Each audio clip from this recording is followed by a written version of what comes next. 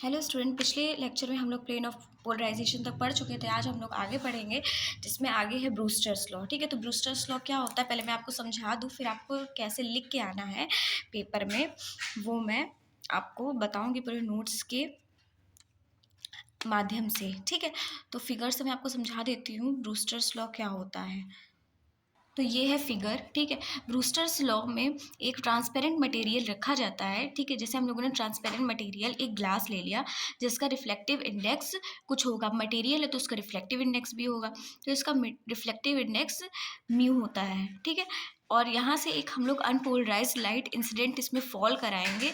ठीक है, इसमें हम लोग फॉल कराएंगे अनपोलराइज्ड लाइट, तो वो एक रिफ्लेक्टेड लाइट हो जाएगी और एक रिफ्लेक्टेड लाइट हो जाएगी। ये हमारी रिफ्लेक्टेड है।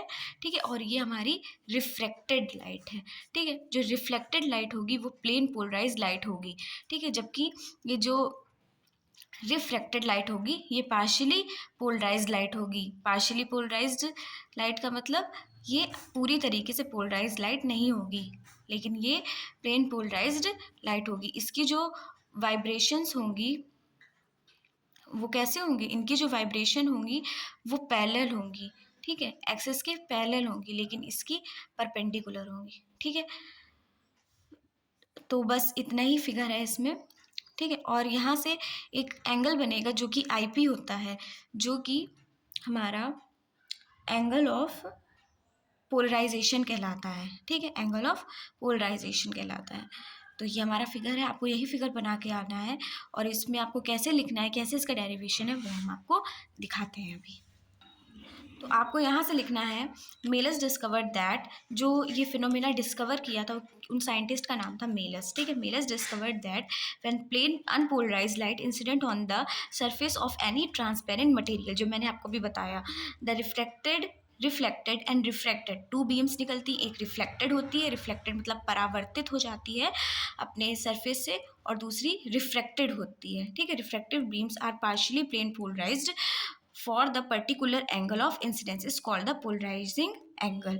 जो एंगल होता है उसे क्या कहते हैं, पोलराइजिंग एंगल। ठीक है, आगे देखते हैं, the reflected light is completely plane polarised with the plane of vibration perpendicular to the plane of incidence. ठीक है, ये आपको लिख के आना है। आगे देखते हैं, while the transmitted light reflected light is partially polarized, Brewster discovered that there is the relation between the polarizing angle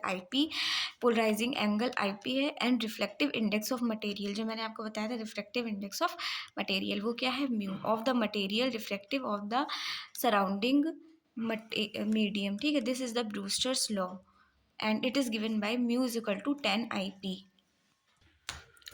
आगे, when the light is incident on the polarizing angle of the reflected is at the right angle of to the reflected beam। ठीक है, let the PQ, ये figure के बारे में लिखा है, जो मैंने आपको फिगर भी बताया है उसी के बारे में पूरा लिखा है। let PQ is the unpolarized light incident, आप भी ऐसे करके लिख सकते हैं। आपने PQ एक लाइट को इंसिडेंट कराया ऑफ सरफेस एक्स वाई, जो कि ट्रांसपेरेंट सरफेस है, उस सरफेस का क्या नाम रख दिया, एक्स वाई। अब ये दिखाते, ये देखिए, ये P, ये Q। ठीक है, ये हमने इंसिडेंस कराया of the surface X and Y। ठीक है, ये हमारी जो लाइट है रिफ्लेक्टेड लाइट है, ये हमारी हो जाएगी ये R वाली, और ये वाली हो जाएगी refracted light. So mu equal to क्या होगा, 10 IP। 10 का मतलब क्या होता है, sine IP upon cos IP, तो म्यूजिकल टू क्या हो जाएगा, sine IP upon cos IP। और बट हम लोग को पता है स्नेल्स लॉ क्या होता है, स्नेल्स लॉ होता है mu equal to sine IP upon cos R। ठीक है, so where R is a angle of reflection. अब दोनों हम लोगों को म्यू को इक्वल कर लेंगे। ठीक है, म्यू तो दोनों को इक्वल है, तो स्नेल्स लॉ के अकॉर्डिंग ये होता है, स्नेल्स लॉ के अकॉर्डिंग उसको सही कर लीजिएगा, यहाँ पे कॉस IP नहीं होगा, ये होगा, म्यू इज इक्वल टू होता है sine IP upon sine R। ठीक है, ये होता है। ठीक, ये हमारा स्नेल्स लॉ होता है। स्नेल्स लॉ कहता है कि रिफ्लेक्शन एंगल और जो हमारा पोलराइजिंग एंगल होता है उसका रेशियो इस तरीके से लिखेंगे, with sine is equal to mu. ठीक है, म्यू होता है रिफ्लेक्टिव इंडेक्स। आगे देखते हैं, दोनों हम लोग म्यू को इक्वल कर लेंगे। ये हमारा है स्नेल्स लॉ वाला sine IP upon sine R, और ये हमारा जो पहले हम लोगों ने ब्रूस्टर्स लॉ प्रूव किया था वो है जो था mu is equal to tan I P.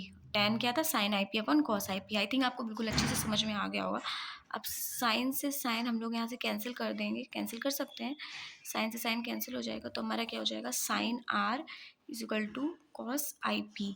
ठीक है, अब हम लोग कॉस आई पी को क्या लिख सकते हैं, सो कॉस आई पी को हम लोग क्या लिख सकते हैं, साइन 90 माइनस आई पी लिख सकते हैं, ये is equal to sine R. तो 90 minus I P is equal to R, ये दोनों एक साथ हो जाएंगे, यानी I P plus R is equal to 90 degree. ठीक है, तो I P plus R is equal to क्या हो जाएगा, 90 डिग्री। ठीक, ये पूरी हम लोग की एक स्ट्रेट लाइन है। एक स्ट्रेट लाइन के जो एंगल होते हैं वो क्या होता है, स्ट्रेट लाइन का एंगल 180 डिग्री। ठीक है, तो आई पी ये है, आर ये है, पेंसिल से मैंने किया है, देखिए आई पी ये है, आर ये है, और ये हमारा है थीटा। ठीक है, if the theta is the angle between the reflected and reflected beams, ठीक है, then the sine I P of the figure, from the figure क्या हो जाएगा, I P plus theta plus R is equal to 180 degree. ये हमारा है पूरा, theta plus I P plus R is equal to 180 degree, पूरे का सम होता है 180 डिग्री। ठीक है, तो हम लोगों ने प्रूफ किया है आई पी प्लस आर क्या है, 90 डिग्री। तो आई पी प्लस आर हमारा हो जाएगा 90 डिग्री, तो थीटा क्या हो जाएगा, theta is equal to 90 minus I P plus R, यानी theta is equal to 90 degree. ठीक है, ये हमारा है ब्रूस्टर्स लॉ। आप ऐसे ही अच्छे से लिख कर आएंगे ब्रूस्टर्स लॉ में। ठीक है, सो थैंक्स फॉर वॉचिंग।